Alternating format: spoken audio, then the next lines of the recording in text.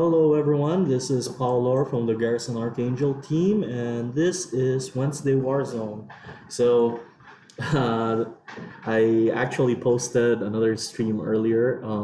Actually, we were testing out a new feature by Steam called the Steam Remote Play, and you can see for yourself how it would look by watching that stream. I I actually made a mistake. I didn't put the link below. But if you are following our social media account, we actually posted a test dev stream earlier uh, the about the said Steam Remote Play beta, and it's pretty cool. I know people were hankering for some online multiplayer, and it seems we got another option. You can now play split screen multiplayer over the internet. And today, for this Wednesday Warzone, we're actually going to show a bit of that. We've been talking about it in our Discord channel, and we're actually writing something up for Steam. I think it's in Steam discussions right now, if Sleipnir hasn't posted it yet. We actually have a bunch of settings that we recommend, because the Steam Remote Play beta isn't actually available yet for public play. You actually have to opt into a beta version of Steam, just like Garrison Archangel's preview mode. So I will show you what it's like. Right now I'm hosting, and I'm alone in this office. So I will try to invite my coworker to a game of Garrison Archangel. So first, I I will have to invite him. You just the cool thing about this is it's actually really easy to set up. I know I know it might be a bit intimidating, but once you get into Steam's beta mode and then try it out, it should it should um, it should be easy enough to do for yourselves. Like you it's as easy as literally right-clicking one of your friends who's online on your Steam friends list, and then pressing the remote play option. So first, what was that? Whoa. Did something happen? Okay, it's just loading. What? What? Okay, so Steam conked out on me. Sorry, didn't expect this, but this is it was working fine just a while ago, but I think Steam logged out and had an update, so I'll just wait for that. For now, I think I'll have to stop. Why did you log me out? Why did you log me out? Why? Okay.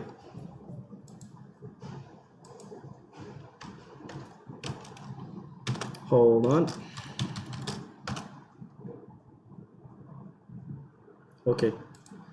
So, sorry guys, let me just put this up. For some reason it's logged out of Steam, so I'm not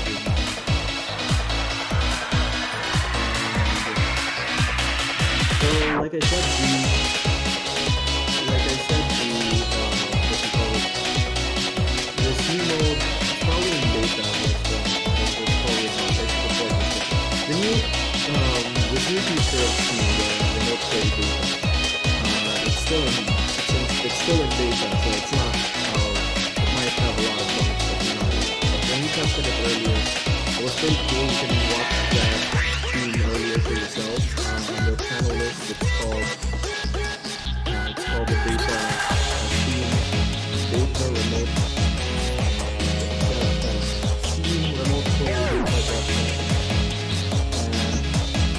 Check it out for yourself. While waiting on this stream, you can just open up the window. So earlier we were able to play a lot of matches. We had like 30 minutes to the play, and that was with us shifting from one person being the client and another person being the host. So yeah, is the music too loud? Hold on. Yo. Okay, let's get back. Let's try that again. Okay, hopefully it doesn't bust anything this time. Let's click on sleep. remote play together. Okay. You literally just have to right click the name of the guy you want to play with, and then try again.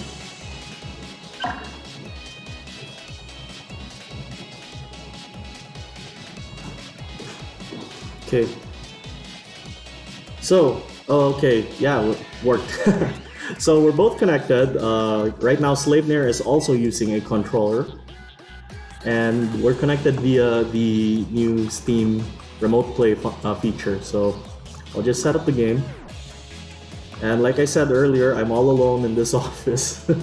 It's nighttime too, and it's Halloween season. How spooky! Wait, I'm jinxing myself. So anyway, so let's set the duo. If you saw the earlier indication, you should be connected. So yeah, okay, there we go. There we go. Okay. And yeah, as you can see, player 2, if you're used to running custom games, you should know player 2 won't move unless there's someone else with a controller connected. So we're really excited about this. I know people were giving us feedback about our net play. It wasn't up to scratch just yet.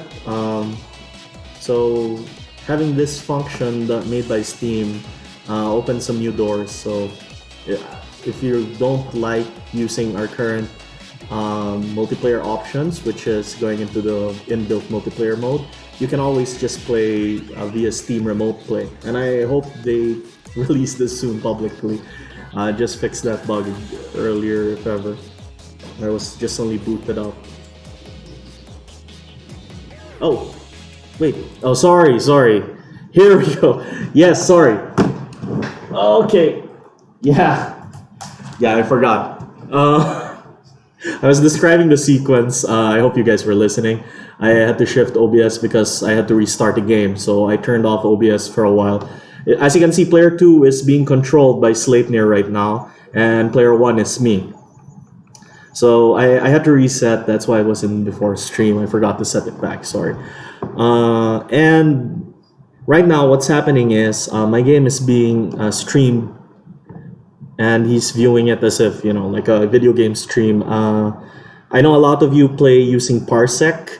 It's similar to that technology, actually.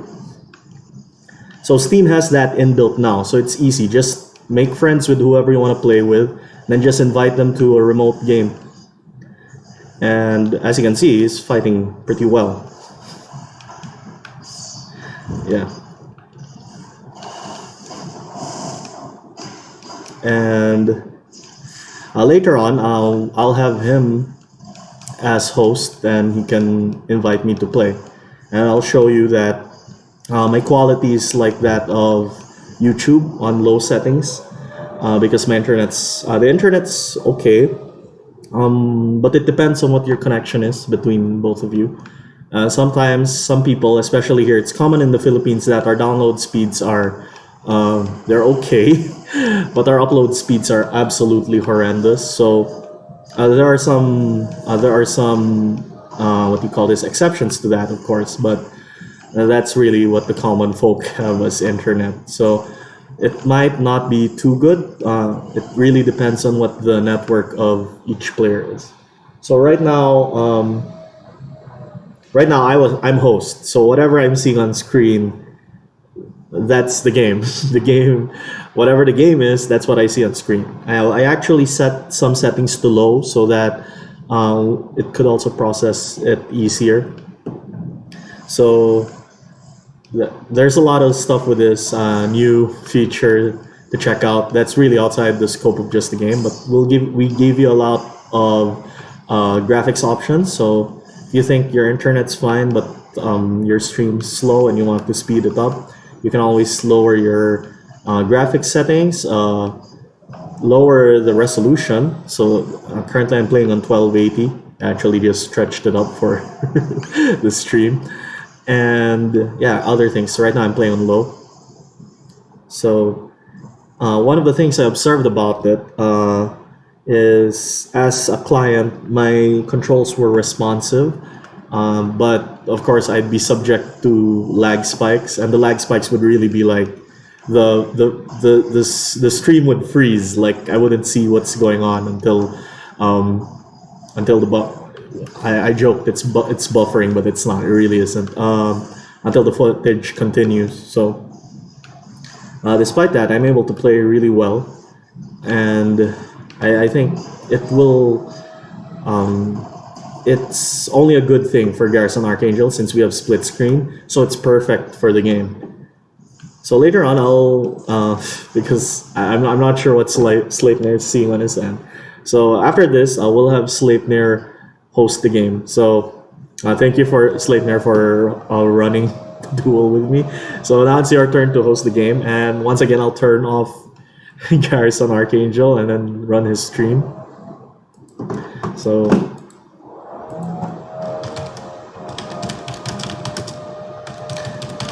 yeah, so that what you just saw earlier was me hosting the game and Sleipnir playing. Like he connected to my stream, and yeah, and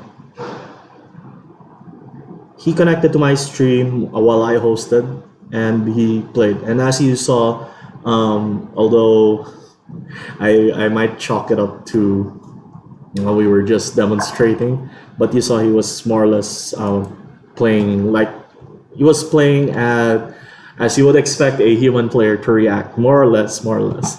Of course, there might be some delays, although in my opinion, the delays aren't too noticeable. More or less, when I play it, even with bad internet, like I posted this yesterday in Discord. My internet at home is 3 Mbps download and 0.3 Mbps upload speed, but I found that whenever I'd enter a command, it would be really responsive. So I will demonstrate it soon.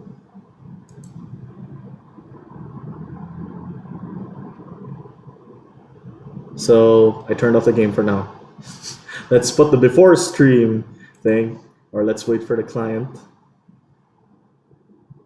Go ahead and invite me, Mr. Sleipnir. Okay, there we go.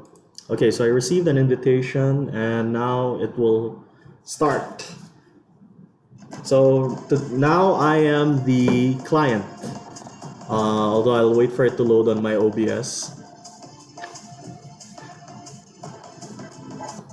Oh wait, my stream service. Why are you not loading? You were loading earlier. Proper ease.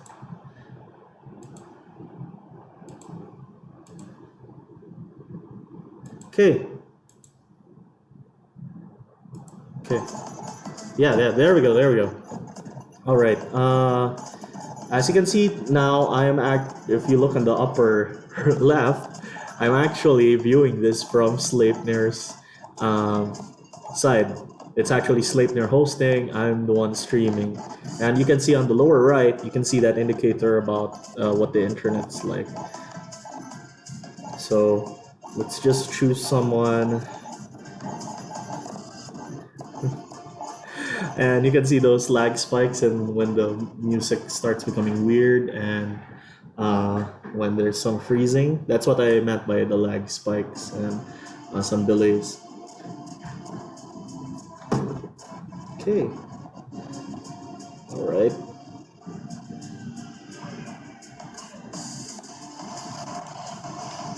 So it's like I said, it's pretty good. So right now my inputs are going in correctly. One of my issues with Parsec, if I remember correctly, was some of my inputs wouldn't go in, or they'd be delayed. So I'm actually impressed. I'm wondering how they did this. So there's just the lag to worry about, and as you see, I'm still handling myself well because more or less I know if I input something, even if I'm blind, if I guessed correctly, I'd still the fight will still go more or less the way I'm imagining it to be. But of course, yeah. If I'm wrong, then I'm wrong. Like earlier, I just got, I don't know, I got my butt kicked. Oh, nice.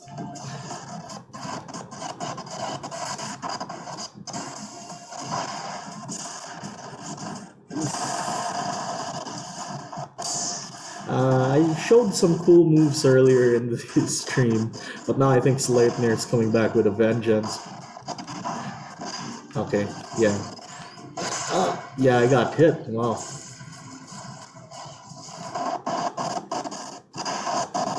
Yeah, that wasp is pretty painful. Oh no, nice. Okay, so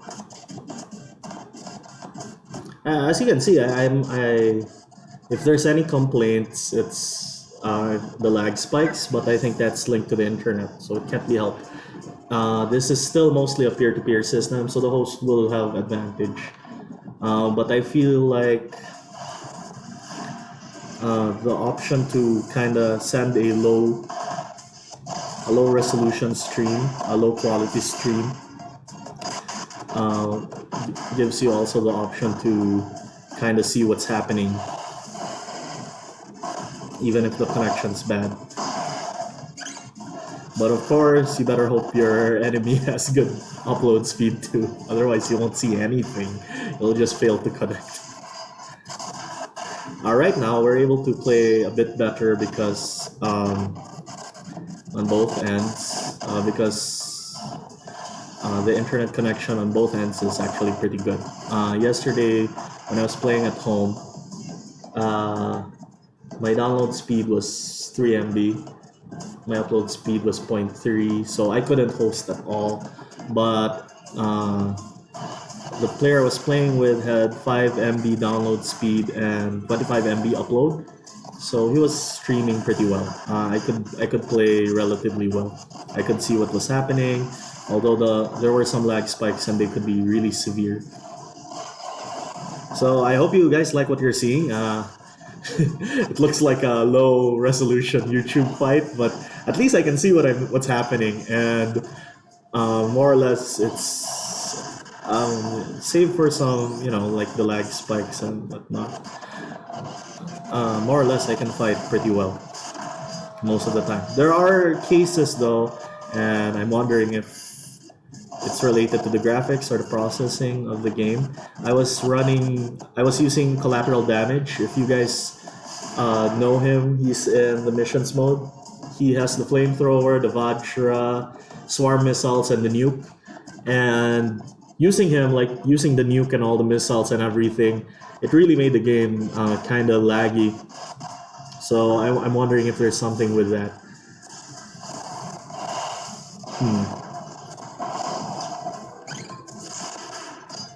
So I'm looking forward to new multiplayer fights using this new feature, because I'm honestly impressed.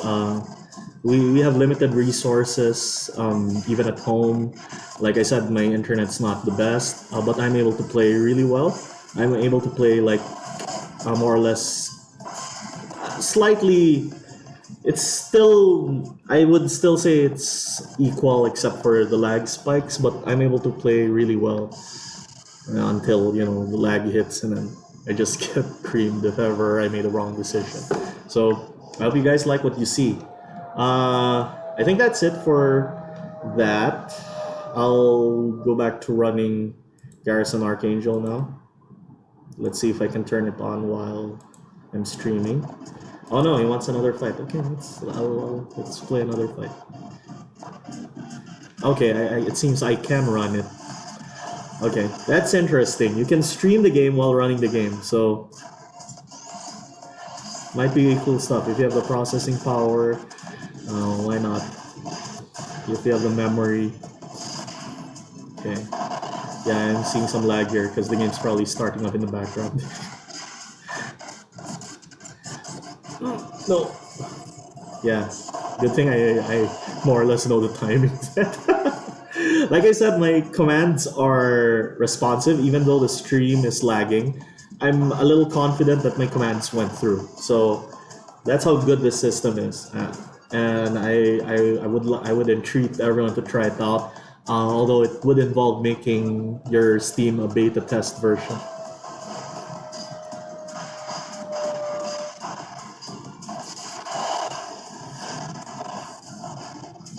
Ugh. Yeah, I can't see his counterattacks. That's my problem.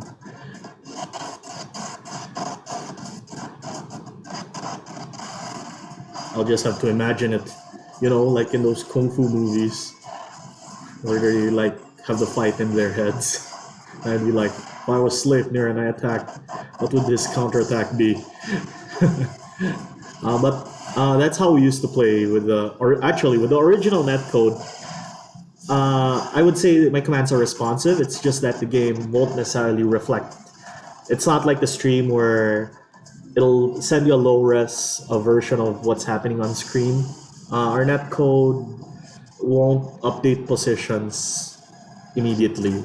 Sometimes you'll just have jumping, and more or less, yeah, it would be different.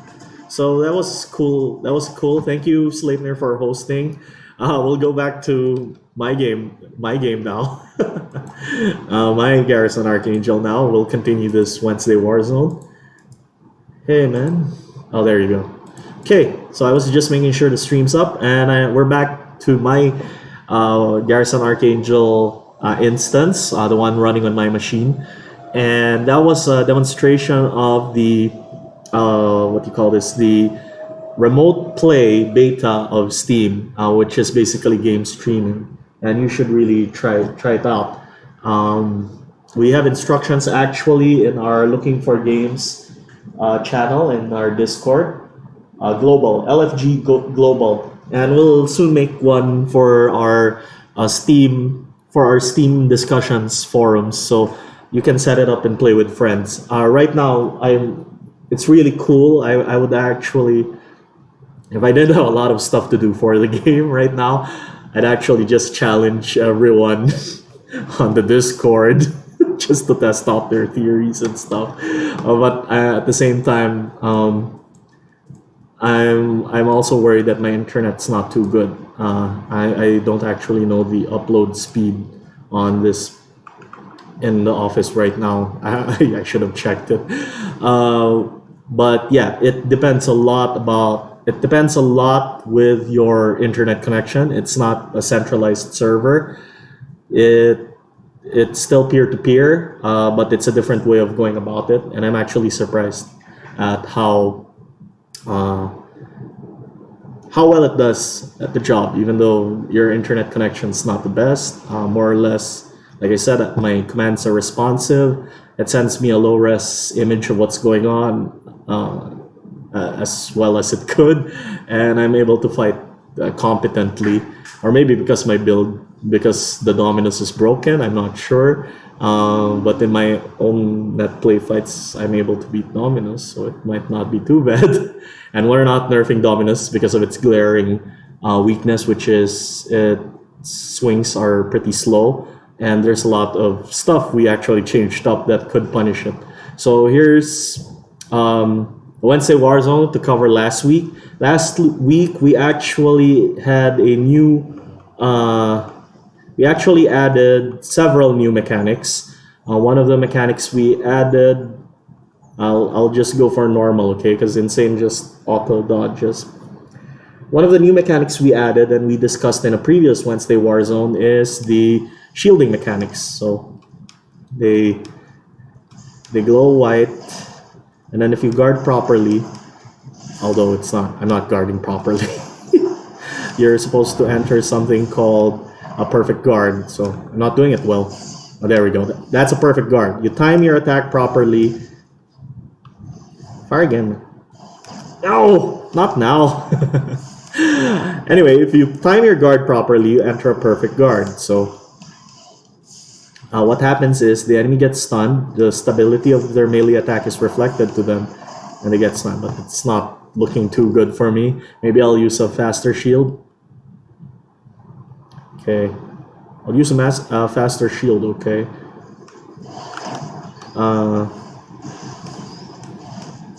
Okay, there we go. That's what a perfect guard looks like. So maybe I should just ask Sleipnir to enter like game streaming, and then we'll just do it. But anyway, I think everyone knows what a perfect guard is. I talked about it in detail in the previous Wednesday Warzone, and I just showed it. Basically, perfect guard is if you raise your shield correctly, it'll flash white, and if an attack hits the shield while it's flashing white, it'll negate all the damage of that attack. And if it's a melee attack, it'll actually reflect a portion of the stability. Well, right now it's all the stability damage. It'll reflect all the stability damage back to the attacker. And if the attacker goes into vulnerability as a result of that damage being reflected, or zero stab, they get stunned instead. It's similar to the parry stun effect. So those were discussed last week, and those have been implemented in the game. But another feature we added, and I think you guys saw it earlier. Let's see if I can pull it off. It's actually a bit trickier. It's called the clash system. So clash system works like this. If a melee attack hits another melee attack at the same time, not like that. That guy used stealth, and it's pretty hard to do because you have to do it when the attack is active. So yeah, this guy's giving me a hard time. So, oh, oof. Yeah, don't try to clash with a Strelka unless you're perfectly aware of what it's like. So, I don't know why I ended up with Leoplerodon. It happened quite a few times in our fight earlier, and we actually discussed it in our social media last week. Clash happens when two melee attacks hit at the same time, and it's actually hard to pull off consistently because people can just mix up their attacks. Or they can just do this, they can just be like me, I'm just punching you. Of course, there are some melee attacks that count as a different type. We call them the bash type attacks, and they're usually on non-melee weapons. Although some melee weapons, like the Gorgon, have bash attacks that will only clash with other bash attacks. And the most common bash attacks are like these: the charge. That's not a bash attack; that's just a missile. The charge and the shoulder tackles and the shield bashes. Those things will interact with each other. It's just hard to pull off here. So I'll wait for him to do charge thruster, and then I'll charge thruster into it. Okay, do it. Oh no, I was excited. I mistook that for a charge. Okay. Anyway, let's do it. Let's wait for him. Do it. Why are you not charged thruster? Come on, man. I know you want it. Come on. Ah, that sucked. Why would you charge thruster there? Gosh. Okay. Do it. Okay. Oh no. I am misreading this guy. This guy's not following instructions at all. Okay. Since when does casual know how to do that stuff? Okay, so anyway, the gist of it is the same melee attacks will clash with the same melee attacks. So if no, actually, as long as the melee attack isn't a bash type, isn't a specific kind of melee, it'll more or less clash with other melee types. So, and it's really rare to pull off.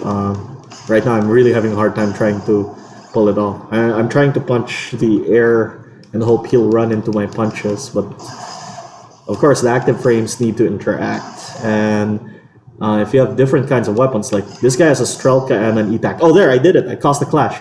So when he swung and then I swung and our blades connected, we clashed and then we were pushed away from each other. That orange flash is the clash. None of you gets damaged, and in addition, you can add like that. That just happened. So all of a sudden he's cooperating, I think. Although I didn't mean for that to happen. Whenever you clash, you actually also get the benefit of a melee chain. So if you can recognize a clash, you can actually input immediately another action, and you'll immediately do that action. So it's pretty good if you can somehow force a clash. It's easier with slow weapons, but this guy has the Strelka and the E-Tac, and they're relatively fast. Like, so I have to guess, or he has to react to me with his AI reaction time. There, I can actually also force a clash with a fast move like those punches I was doing. Okay. Oh wow, that was cool. And yeah, we hope it makes melee more exciting. I know for me it does. When it actually gives you more incentive to do certain moves, because some moves are considered light, some moves are considered power, and some moves have different startups. Some are fast, some are slow. So if you're a guy who wants to force a clash, you can now literally, if you see a slow attack incoming, you can say, okay, I'll negate that by doing a fast slash at it to force a clash. Then I'll do another move, maybe my power move during that clash because I planned for it. But of course, it's really hard. It's even tighter than the parry mechanic and a perfect guard. So it's really a gamble. So as you can see there, when we hit each other, we were inputting moves. So we were actually as soon as we hit, we were actually preparing our next attacks. So the enemy won that trade of clashes. Okay, then there are certain moves that also don't clash. Like this, the level 4 of the Mugen Sakura doesn't count as a melee attack. Doesn't count as a bash or a doesn't count as a bash or a power or a light attack. So you can't time the clash with that. You can just try to dodge. Oh, and in addition to the changes we did for the shields, there are changes to the types of melee attacks. There are power attacks which don't get rebounded by shields. Earlier when I was using the shield, did you notice there was a blue spark and the enemy kind of bounced off for a split second? That's called rebound. It actually interrupts melee combos. It prevents melee chain. And power attacks don't suffer from that. If they hit a shield, they still have melee chain active. And you can use that to your advantage when fighting shield users. So if they like to use the shield against you, you can bash against it repeatedly with your power attack until it breaks. And I know it's easier to do with certain weapons like the Dominus and heavy weapons like the axe, the drill.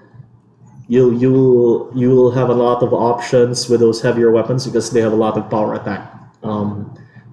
attack moves, and you'll be able to use it to really break through the enemy guard and still have an advantage in melee. So, of course, that balances out with the smaller weapons now. If you fight the bigger weapons in melee, you can now use clash. You can now force clash, especially if they're slow. You can just swing a light attack and nullify it if your timing's correct. So there's a lot of new dimension to how melee goes. And of course, you have the other melee types, which are the charge thrusters, the shield bashes. Oh, and yeah, I was talking about the shields earlier. So let's just show it. I was talking about the shields earlier. We actually changed up how the bash of the medium shield works. So now it's a light attack, but if an enemy attacks you during the startup or during the attack, you actually have the benefits of a shield frame. It's not a guard frame. As you can see, my durability took a hit. The durability of my shields on the lower right took a hit when I was hit during the startup of this attack. So it's a protective defensive property, but it's also limited. So you can't just spam it willy-nilly. I said that weird, did I? You can. It also has a really short cooldown, so you just can't combo with it. But more or less, you'll always have a bash ready. The problem with it is because it's counted as a bash type. Is if the enemy also has a shield like my enemy, I actually rebound off it. I can't use the melee chain feature. So the enemy hit me again during my startup, and We did this because there were feedback that the medium shield bash wasn't very impressive. Now it allows you to jump in. See, I blocked those projectiles. It allows you to jump in and then just kind of with some protection. Not sure if I'd recommend it on this build because this build has very weak close range options. He just says what these missiles, yeah. So it's not enough to what's this to flinch. It only deals like 300 stability damage, and of course it loses to other guard frames.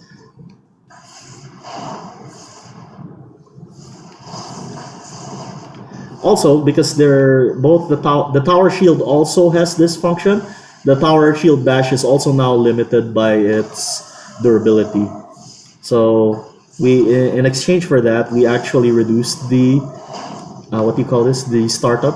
Oh wow, that axe really hurts. We reduced the startup. We reduced the cooldown for the tower shield, but now its guard frame has been reduced to a shielding frame, so it's limited by its durability as well. So yeah, you'll be able to use it more often, but we don't recommend spamming it, especially if the enemy is canny to what you're doing and just decides to hit your shield until it breaks. And of course, the guard break is still very punishing. It'll stun you for quite a while.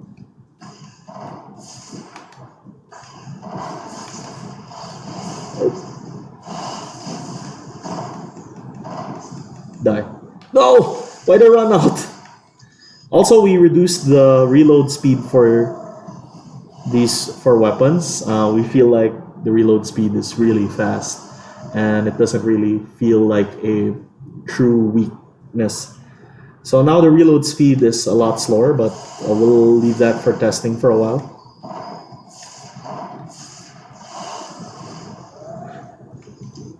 So as you can see, it's much slower than before. If I remember correctly, 33% slower.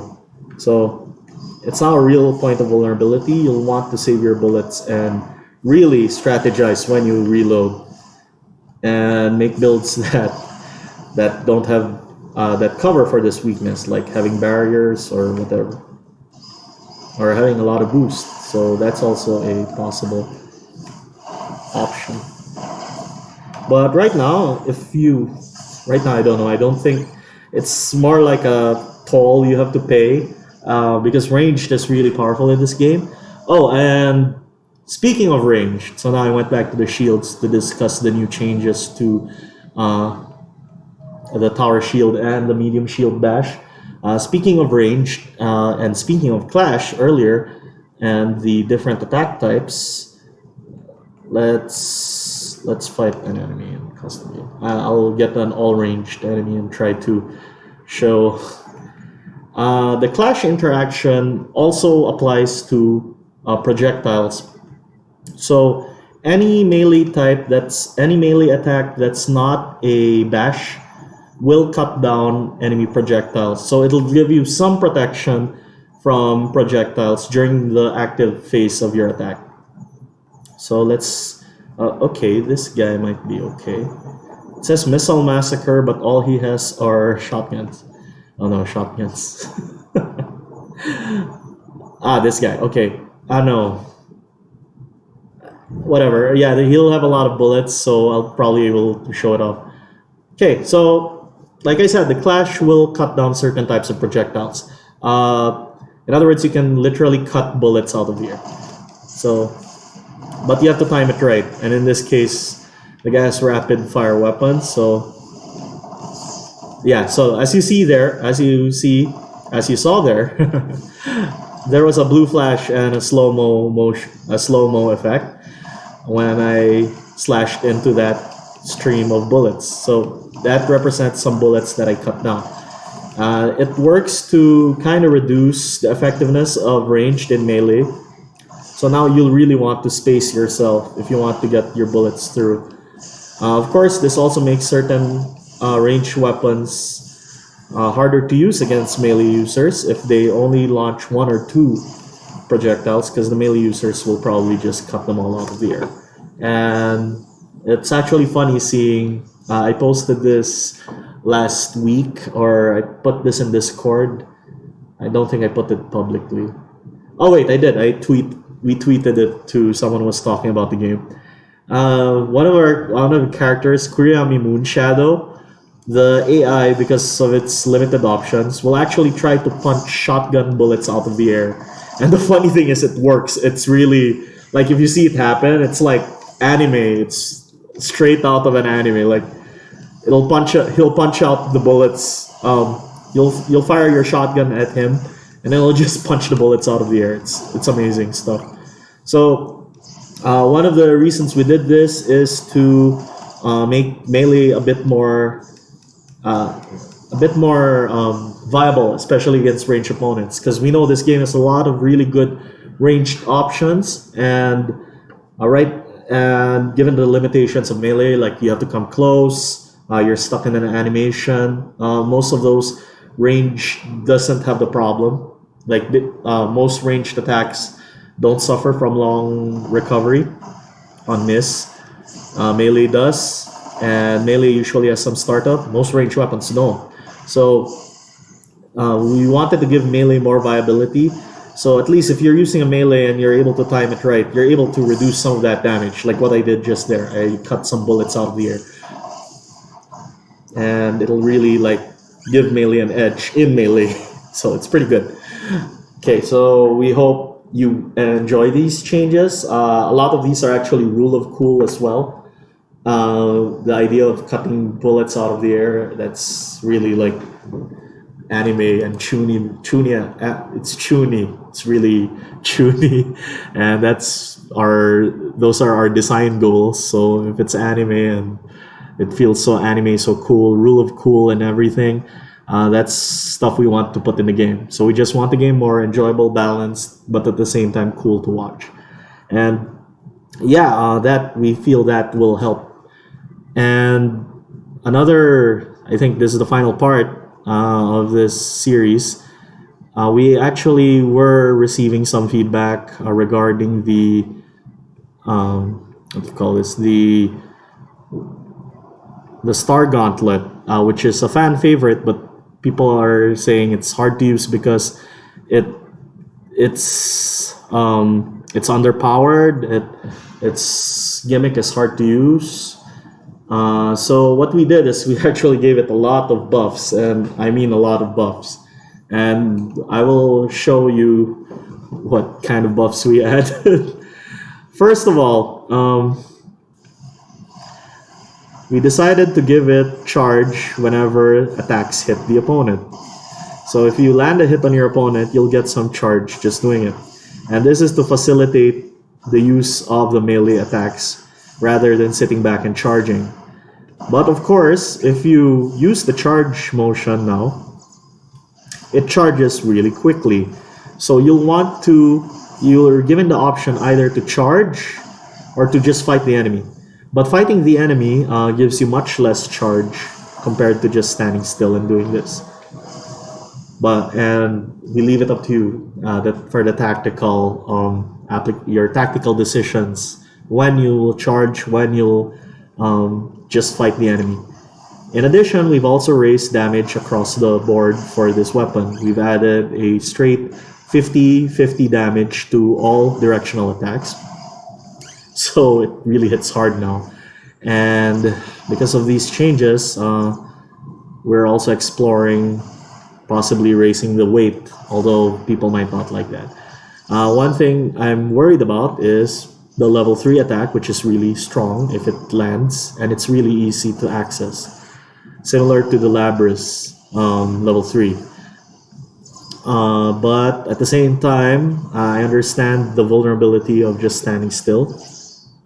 And it's also a clashable attack, so it's actually easy to see like a charge thruster incoming. But if it hits, you saw that damage. If it hits though, and that's easier to access than a Dominus level 3. So I think it's a really big buff because it has the functionality of a Dominus.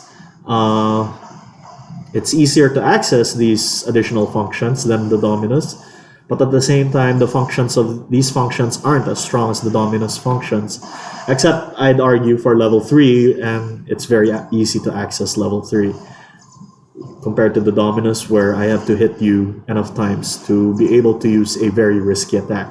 So this isn't final, but we hope people like these changes for the Star Gauntlet, and we'll see what we can keep, what we can change, if ever.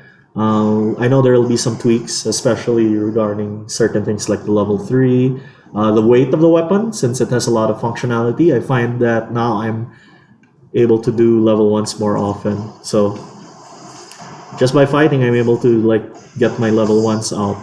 And this Aura move is really good at gaining charge. And it gains charge even on blocks, so there's that. Oof. There are some people who also suggested moving the functions to the back button. There are some who suggested changing the different directions depending on what your function is. Oh, nice. Sure, you can finish. See that uppercut? That guy was sent flying. Poor guy. Okay, so yeah, I feel like it's much more fun to play, definitely. I know I'm always gaining something. Every move I make is gaining some charge, for example. I'm able to get at least a function out, at least one function out all the time, so it's pretty good. So I'm also incentivized to use my attacks now, which are pretty strong.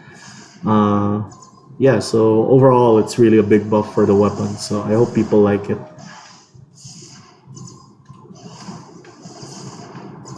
And let's go for a big finish. Bam! 2,500 damage. So that's a big change for the Star Gauntlet, and that's coming next preview. Okay. Okay, so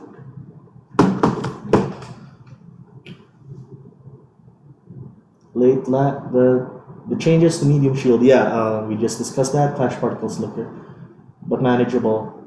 Rhythm balance changes. Okay.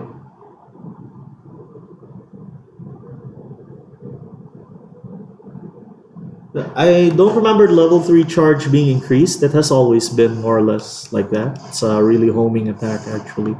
But it's really easy to deflect. The AI has an easy time dodging or blocking it. So there's that.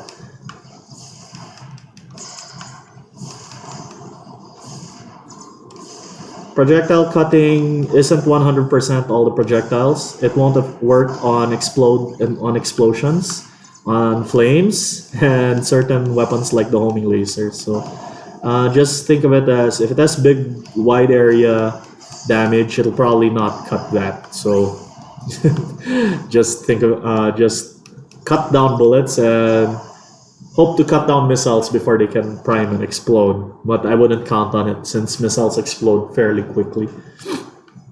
So those are the changes to the different weapons. And there was someone talking about maps. Aman got weaker. Yeah, Emancipator got weak. Parry with Star Gauntlet. Do you really need to be friends with the guy you're gonna have a match with on Steam? Yes. We can't see the stream. Blah, blah, blah. HP turns blue also. Fight harder AI since they react to your melee attacks too, but Katana is fast. Okay, arena visual. Okay, people were talking about parry.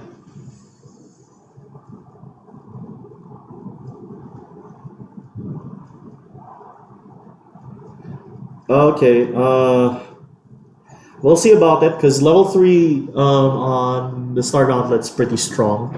I might reduce it to like 2,000 damage or 1,500 damage, since it's easy to access. Although, you can argue that level 3 of the, what do you call this, the Neracruz, not Neracruz, the Labris Gigantus level 3 is also pretty, it's very easy to access, but that move is also but you can only access that by charging, standing still and charging. Whereas here you can just fight. You can charge to some levels and then just fight. Although just watch your forward attack because it'll consume your special. Okay, but of course, unless you like the normal level 1, the normal forward attack, you can keep that. But yeah, all in all, I think Star Gauntlet has become really, really good. It's just that I'm not used to using it.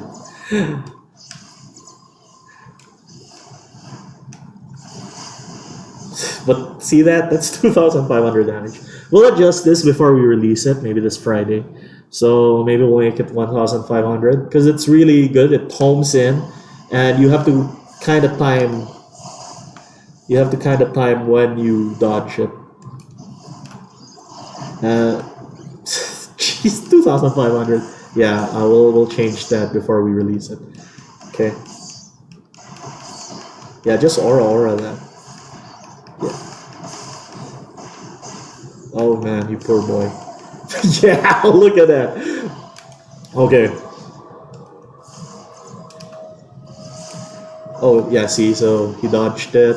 I'm still in the animation.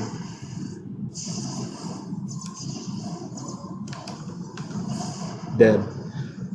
So yeah, Star Gauntlet has become full super robot. In my opinion, it's really as super robot as it can go. At level 3, we'll have to nerf the damage. I just realized that halves an average health mech it hits, and it's pretty travels pretty far, and it's pretty persistent. Although you don't have any defensive frames in it, you can be staggered out of it. For example, you can be flinched, and you'll definitely take full damage from whatever an enemy decides to shoot at you. And one of the most annoying things that an enemy can do to counteract your charge is the Vindicator cannons, and yeah, so just watch out for those. So yeah, one of the changes we'll do is probably level 3 damage reduction, at least like 1,000 or 1,500. That should do it. We kept it at 2,500 because we knew it back before this buff. We knew it's really hard to get to level 3 because people will probably just use level 1s and level 2s inadvertently because they'd be holding forward while attacking the enemy. So with these changes, we'll have to reduce the effectiveness of the level 2s and level 3s. Okay, another new thing we added to the game are the new arena maps. So another reason for this is we actually found a new venue for our local offline tournaments in the Philippines, in Manila particularly. And shout out to our old friends from the now defunct Cosmic Gorgons. They found a new place, Spawn Point. This November 30, we'll make the announcement soon. We'll have a Garrison Archangel tournament there at Katipunan Avenue in Quezon City. We'll have the details soon. It'll follow. We don't have the materials yet, but of course, the community was already talking about it, so they'll have that up too. And because of that, because we're going back to having tournaments, and also because of this new beta multiplayer thing released by Steam, we've decided to create more arenas in the game. So we've added a lot of new arenas, and they're actually modifications of existing arenas. And the arena definition for Garrison Archangel is it's a small enclosed space, and there are no obstacles. There may be slight height differences on the ground, but there are no obstacles. So I'll put the map. Why does it force shaft? I don't want to play shaft. So I'll set it to dual. And then I'll use my favorite boy.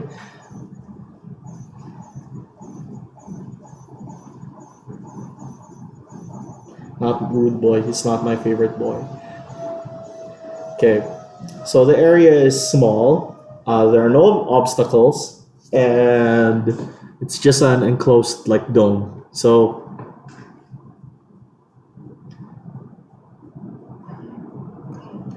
it takes place in the familiar sites like the city. I know people have been playing the city mode and missions, or have been fighting the AI in custom games. So we made the arena version of this map, where the enclosed area in the middle of the city has no cars, has no buildings, and it's a flat plane, more or less flat, because there's slight raise, like in between the roads. There's a slight height increase. So more or less, it's just to standardize the arena and the PvP, the official tournament dual rules we used to follow in Cosmic Clash. And we'd like to standardize these rules as well for just one-on-one tournament fighting. This space is enclosed, but to limit speed builds from just running the time. More or less, there's still always a threat because certain melee attacks really travel far. So right now you're 100 meters. I can cross like 50 meters with my Dominus forward. So we think that speed builds should be able to, if they want to run the time, they should be able to, but they should work harder to do that strategy, rather than before where it was really easy because the disparity in speed and the boost differences allowed for it. Here it's a little harder because stray bullets will definitely hit you because of the limited area, and melee attacks can still reach you. Charged thrusters will definitely zoom across this map. So yeah, that's why the arenas are small. We understand there are some people who missed the old enclosed arena, but it had some buildings in it, and we're exploring adding probably a map or an option for the map, maybe barriers on, maybe that's a fun idea. Maybe we should make that a map option. Map bounds can be barriers or they can be ring outs. So we're also doing some changes to the ring out system actually. Rather than a distance based ring out, we'll now make it a timer based ring out. So if you're outside the arena for 5 seconds, you immediately lose the game. So of course this has its own problems, but it also allows for some interesting strategies, like having your enemies fight you outside, then jumping back in at the last second. And of course there are limitations to the graphics. So some maps, some Archangel builds can fly so fast that they can reach the edge of the model of the map. Of course we'll try to build with that in mind as well. But we believe that 5-second rule will also give people enough time to react to the fact that they're out of the ring and come back in. Unlike in our current build, we receive reports that some builds are so fast that they just dodge once from inside the map bounds. They immediately go into the outer map bounds, beyond the warning zone. Just one dodge, and because of that, we decided, okay, you know what? Let's just make it a timer based, so that even if you build for a high speed mech, you have time to reflect on your cowardice. No, I'm kidding.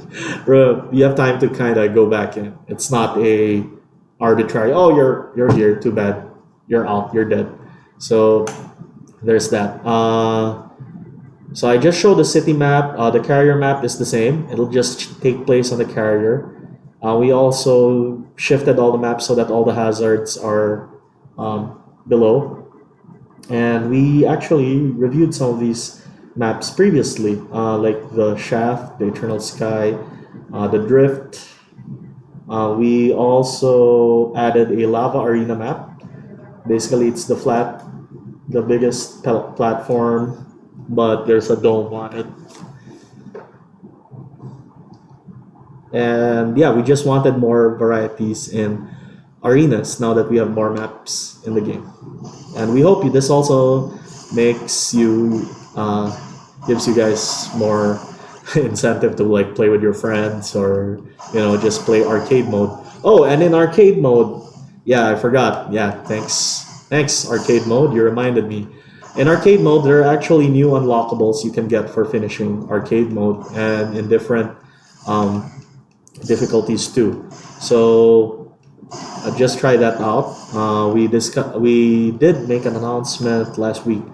It's the new glow channels. New patterns are actually linked to the arcade mode, and finishing arcade mode will give you some new glow channels. We actually added a lot of glow channels to the game as well, and you can unlock them by playing missions mode and receiving high officer ratings with certain factions. And we also added basic glow channel shapes that I also showed in that social media post. Okay, so yeah, there's a lot of changes in the game. Of course, we discussed at the start of this month the new map, what do you call this? The new battleship maps. They're still being made. Uh, Although I said I made an announcement previously that we're gonna try the next public release of Garrison Archangel will have the two endings. In light of the coming tournament, we've decided to try to get a public release out at the end of the month. So the changes you're seeing here, well, except for the Star Gauntlet change for the 1.5 and some adjustments, those will be the changes to expect in the next what do you call this in the next public update. So we'll just try to streamline everything that's currently in the game. One of the things we want to complete by the end of this month are the emails and some new codex stuff. So I got my butt kicked. Suddenly the AI was really good. I don't know why. Or I was just standing there talking. Was that a chat kill? That counts as a chat kill, I think. Oh yeah, I'm not using my... I should use it. Bam. Okay.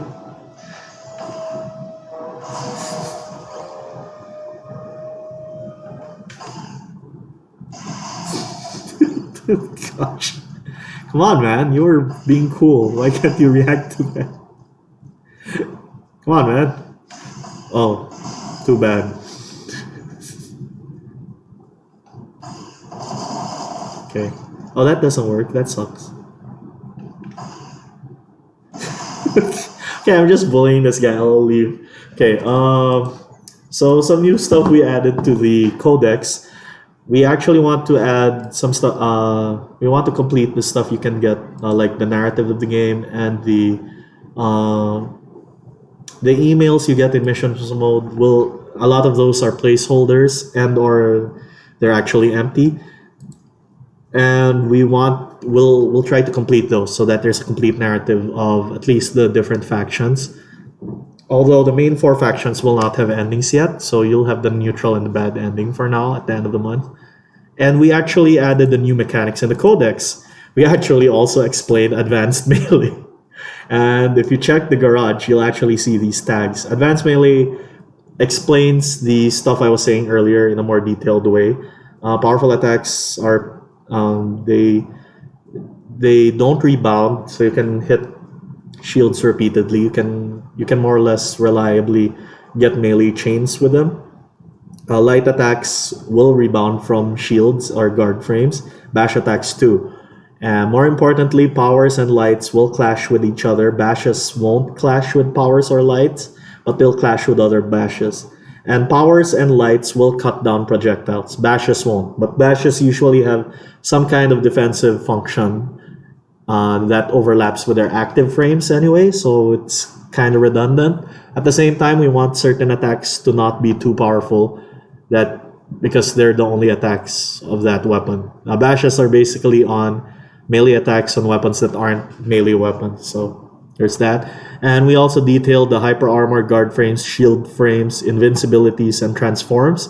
If you check the garage, you can actually see these on the attacks. So let's see. Let's go with my favorite weapon, the Dominus. No, that's not. That's not. Maybe people might see how broken it is. No, I'm kidding. You can see it for yourselves. So you can see with the Mugen Sakura, the neutral attacks are power type. So you might actually want to use the power type to bash shield, the neutrals to bash shields. But all the other attacks, they're quick and they give you the katakana. They're not katakana. They're kanji. They give you kanji, but they're light attacks. So watch out if an enemy is using a guard frame or a shield. So don't spam these side attacks on them. If you check the E-TAC is actually one of the more well-rounded guys. They have power attacks for their neutrals and forward attacks. And the forward attack also has hyper armor. The back attack is light, but it has invincibility. And it's one of the rarest weapons in the games that has invincibility. The only other weapon that I can remember off the top of my head with invincibility is the Strelka. Well, I'll have to confirm that unless it was removed. No, I think it's still there. Yeah, it's still there. See, the back damage is lit. Gosh. Why is that lit? Wait, no. It can't be lit. Why is that lit? Whose is that? That's not right. Whose attack was lit? Whose attack was lit? Wait, Magnum Barret? Suddenly I need to know whose attack was lit. What weapon has that? Is that the Gorgon? Star Gauntlet? Oh, that's not right.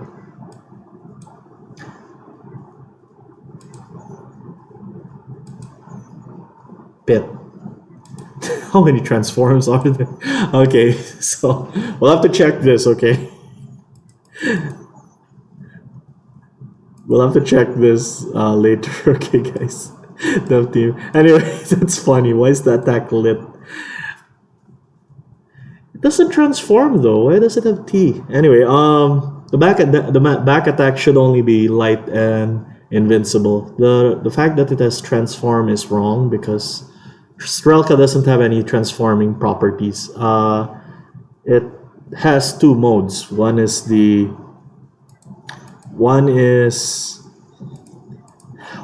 prime mode and one is the non-prime mode. In the non-prime mode, the attacks don't explode, but you can like chain with them on hit. You treat it like a fist, like an oversized boxing glove, basically. You can combo with the non-prime mode. When you enter prime mode, your attacks become really powerful. Like look at the stab damage. That's base stab damage. You'll deal 1600 stab damage with a primed hit, and that's assuming your melee damage is 100%. And I know there are builds out there that can go to 170%. So you will down whoever you hit with that for sure, unless they have some kind of special defense thing going on. But if you hit with your primed Strelka attack, it explodes and becomes unprimed. So that's the actual system of the Strelka.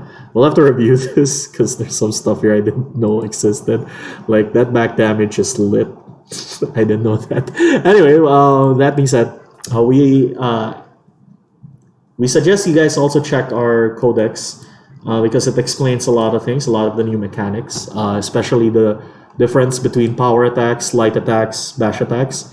But I outlined the difference earlier, and the reason for those things existing is just so to limit when clash occurs, when clash doesn't occur, and stuff like that. We also added burning. We added a lot of stuff. We added a lot of codex entries explaining the mechanics that we added to the game since we last had the codex. We'll also add new movies or new gifts in the future. So yeah, there's a lot of stuff to look forward to. Another thing we're gonna add, it's not in this current codex. On top of the emails being done, we're also gonna add a ghost list. So if you encounter a ghost in your games, it'll be added to the codex, and you'll learn a little something about the ghosts, and you'll have a portrait of their mech, and then you can get inspired. Like if you were really annoyed with collateral damage, you might want to run collateral damage's build. So you can look at his build and then try to copy it if you want. But of course, it's just pictures, so you'll have to still do some exploring in the garage. And that's on top of the ghosts, which is not yet here. We also want to add more stuff to the factions, and the stuff for the factions will actually be unlocked depending on your prestige rating with them. You might learn something new. For example, if you make an enemy of Yoshikawa, you might learn some bad secrets or bad reputation, and maybe that's why you decided to fight them or make them your enemy. But if you're friends with Yoshikawa, you learn something they'll only tell people they trust. So there's that, and that's just some unlocked stuff, just so people can learn more about the setting. Just more narrative stuff, more stuff for you to do. If you're a completionist, you want to see all the stories, learn about all the factions. Yeah, there you can check that out. On top of that, we added the new glow and pattern stuff. I think I discussed this previous Wednesday Warzone 2 weeks ago. So yeah, so my Mr. Surprise is actually color vomit right now.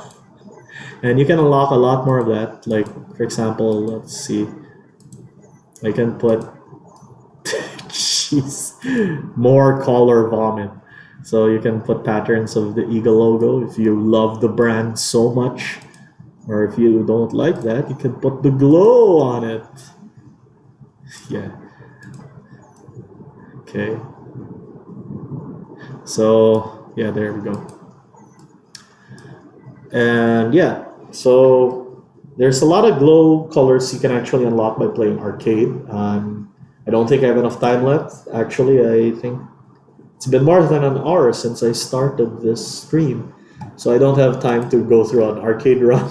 But I urge you guys to try finishing arcade on your own, or if you don't want to go through that, you can always cheat. Although I don't think we have a cheat available for players for the, for the glows just yet, and the level 2s and level 3s. So for now, you guys will have to work through it. We'll try to see if we'll release something like that in the future. Maybe in one of our events. But of course, I mean, if you really want to just get all the unlockable stuff by cheating, I mean, that kind of sucks. But oh well. I mean, for tournaments, I can understand.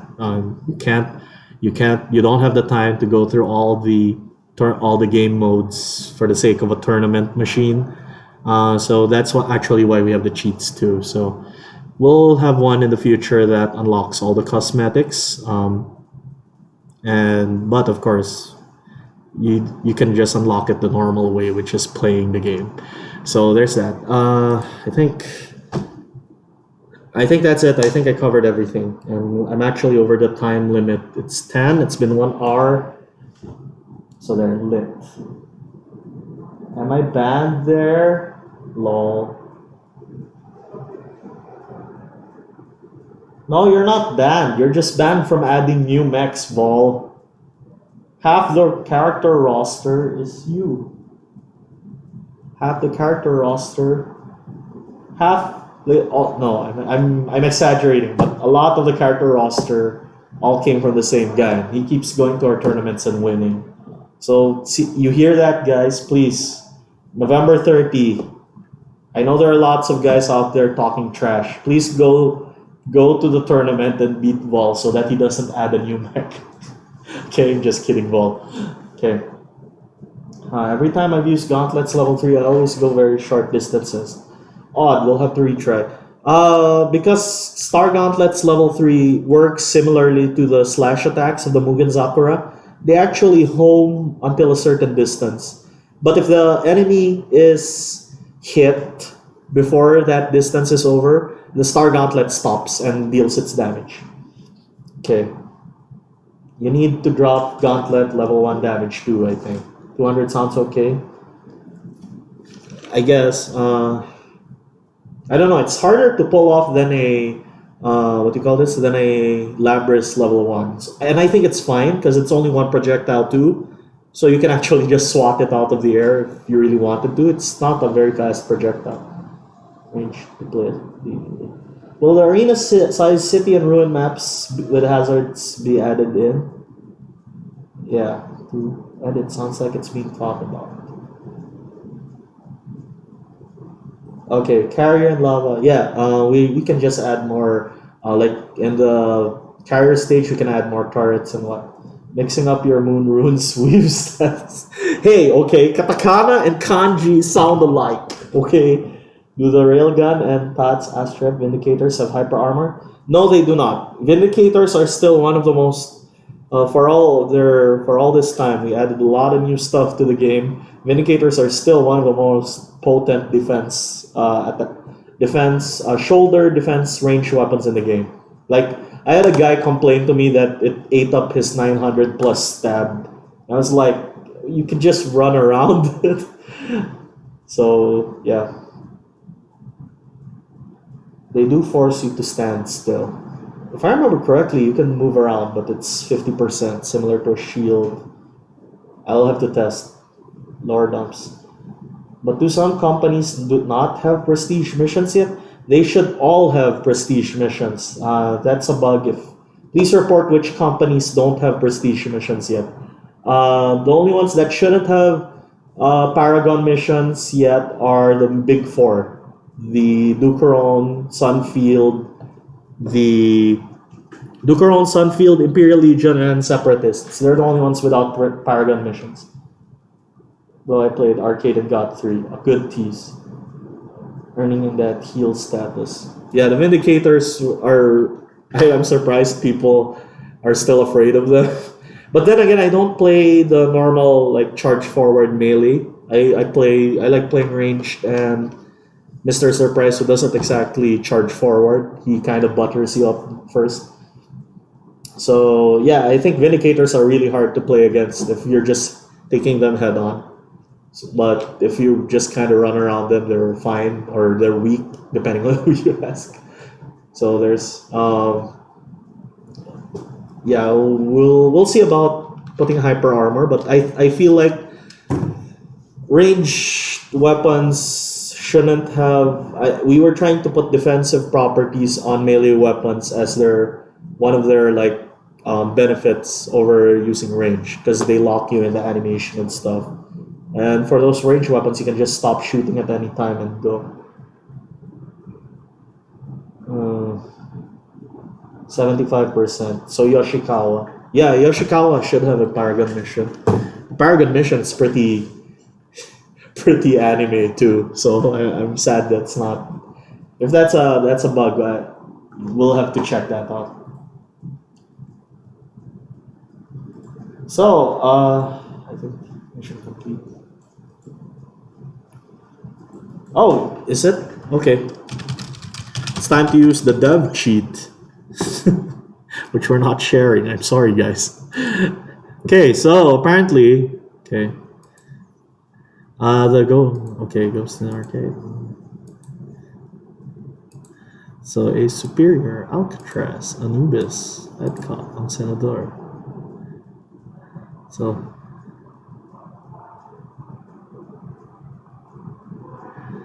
So yeah, you can see some stuff there.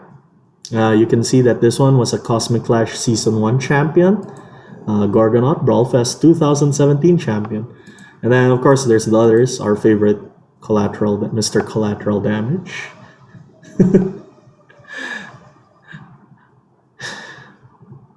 Yeah, so we'll be adding that to the game on top of the lore you can get. We'll also track how many times you fought and lost to them, or how many times you won against them, and possibly just have a quick launch. Hey, I want to fight this guy and see what he's like, kind of button. So yeah, expect that in the future. Oh wow, the Twitter announcement was super late. Beefy. Yeah, so there's a lot more stuff to look forward to. We hope to get it all out by the end of the month. And I think that's it for Wednesday Warzone. I'm way beyond the 1 hour limit. 39S, whoa. Astrap deserves to have its stop movement on firing. Okay, guys, we'll look into that. But like I said, we're a melee-oriented game, and we don't think we should buff those guys anymore. Those guys are pretty strong. Especially Tatsels. So, and the challenge button, yeah, just like a one press, hey, let's fight. I want to see what this ghost is like, or You feel like if you feel like this picture and this lore is not explaining anything to me, so you just press and then fight them. It's something I'm like exploring, but maybe only in missions mode. But we'll see about that.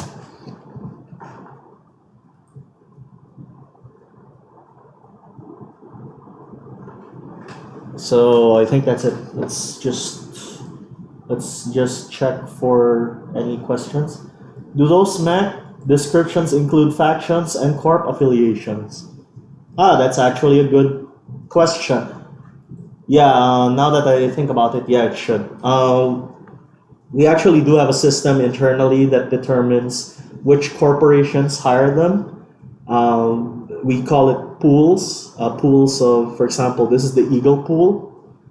These guys will be hired by Eagle, and then there's a general pool. So if a certain faction doesn't really care about which ghosts they hire, they'll get from any ghost who's like willing to go for anyone. There's a pool called the general pool. They're the more mercenary ghosts, but of course there are some ghosts who will only appear for certain factions, and they'll be in the pool of that faction. There are also ghosts who are in the rebel pool. Like collateral damage isn't a legal ghost pilot, but he'll sometimes appear. He's not a legal Archangel pilot. As far as the Solar Empire is concerned, he's actually a criminal, and he'll only appear with criminal organizations and rebels. So there's also a pool of that. What we can show is the pool, basically, what kind of mercenary they are. Like, are they ghosts who just get they just accept whoever decides to hire them, or they'll only work for certain factions, that kind of stuff. So we'll add that too. Mobility is missing inside the codex.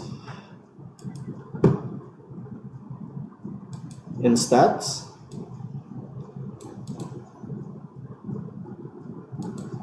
Oh yeah, mobility isn't here. Mobility is your actual movement speed, by the way. It's your final movement speed after applying all the penalties. Speed actually is your base, then mobility is derived from that. Astrap's pretty strong. It reloads really quickly. Same level, yeah, let's go. Burn a turn and bet money on that challenge. Okay, yeah, that sounds cool. Maybe we can have that quickly set up. Then it creates a new mission. Challenge, and then sends you to the mission screen. I'll have to create a new step-by-step function of that. But anyway, yeah, I detailed the stuff to look forward to in the codex. But that new challenge system might take a while now that I think about it, because I forgot that the codex is also accessible in the main menu, and if you want to fight them, you need to have access to your Archangel selection screen. So yeah, there's a lot. So if I put it in missions, on the other hand, I still need to create the mission briefing screen. So there's still a lot to consider regarding that, but it's a cool idea, right? So we'll see about it in the future. And yeah, I think after that, Ergonaut Plus kind of takes all the gigs. They're also in the codex. What are you talking about? They kind of take all the gigs? That's not true.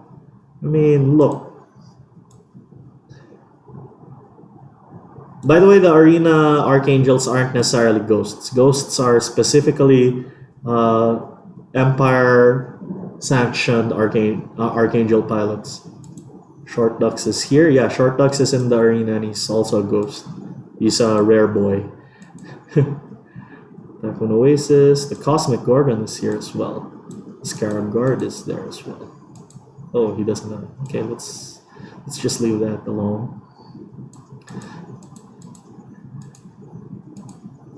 I should try playing Sanguine Crow again. He's pretty strong.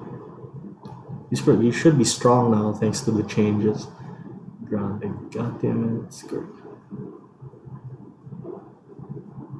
You're right. Oh, there. Kurigami Moonshadow is here. What are you talking about? Gosh. Oh my gosh, that lore. Okay. Sometimes I'll tell you guys a secret since uh we're gonna close this episode of Wednesday Warzone. I'll end this with a I was about to say a Taisho secret. I'll end this with a Solar Empire secret. Sometimes when I write stuff, I forget that I wrote that and I just laugh at what I wrote. Because sometimes it's so chuny. Anyway, I think that's it for the Wednesday Warzone for today. We showed off a lot of stuff. I actually revealed a lot more than I should have. Make mission mode only menu option with enemy data like that. And then we remove from codex. Only menu option. Yeah, we'll see about that. I'll have to bring it up with the team and see what's a better flow than that, if ever. I don't want to clutter the main menu index anymore. So yeah, but you have a point there, like because it's only something you can access from the mission mode anyway. So maybe it should be its own thing. Anyway, I think that's it for Wednesday Warzone. I've been talking with a lot of players asking questions, detailed questions that I lost track of time and I really just extended. This was once again Paolo from the Garrison Archangel team. On behalf of the team, I'd like to say thank you for everyone for supporting us. Thank you for watching the show. Once again, please try. If you really want to play online, I would really suggest opting into the beta of Steam and playing the remote play beta with Garrison Archangel. One thing I'd suggest if you're gonna go this route, by the way, is that both of you have controllers, or at least the client should have controllers. The client should use a controller because the game currently can't handle double mouse and double keyboard users. So yeah, so just to be safe, just both of you run with controllers. Actually, earlier in the demonstrations, we were both running with controllers, host and client. So it actually works like a charm if you can pull that off. There are some setting stuff, more technical stuff that we did, like setting the game's resolution to 1280, setting graphics to low so we could stream better. But that's up to the players, and like I said, that's based off the internet speed, the upload download speed. But all in all, I think it's a great experience. It allows for split screen play over the internet, and that's really great. Before players were using Parsec, but I felt like this was more convenient and worked better, especially because you could just right click and invite people to play whatever you're currently playing. Like I just turn on Garrison Archangel, right click a guy on my friend list, and then I can play with a guy on Garrison Archangel. It's really great. And there were some. I'm trying to remember if I remember correctly. Yeah, my commands are more responsive here. I feel like my commands were more responsive playing Garrison Archangel on the Steam remote play feature than with other streaming services. So I think whatever Steam did for a beta, they're doing really well. I'm looking forward to the public release. We'll try to make the game more optimized for allowing for this kind of play to streamline that kind of play. And yeah, let's just end this Wednesday Warzone. So that's that. I hope you guys like the new changes as well, and it's really thanks to you guys. So I hope you can invite more people to play Garrison Archangel, especially with this new functions, new features. You now have another option to play online. If you don't like our multiplayer, our built-in multiplayer online, you can try using the Steam beta, the Steam remote play option, and just run a split screen game with your friends. So that's that. That's Wednesday Warzone. This was Paolo once again, and it's 10:30. It's been 1 hour 30 minutes. It's just so fun talking with you guys and talking about the game. I know this is 2 weeks worth of Garrison Archangel. We'll try to get a public update soon, so you guys who aren't on the preview build, we'll soon see a lot of big changes to the game. Lots of visual changes. I didn't actually get into one of the major visual changes, but I think you people saw it. The combo counter, and it actually indicates if the enemy was staggered. Like it writes staggered, and there's actually an indicator if you clashed with an enemy. So there's a lot more indicators on top of whatever stuff we had previously, like the target indicator. So that's all to make Garrison Archangel the dream mech game. We set out to make it. We set out to make it to be. That sounds weird. Okay, and it's with your help and everyone watching this stream. So once again, thank you. This was Paolo signing off. Sara, bye bye.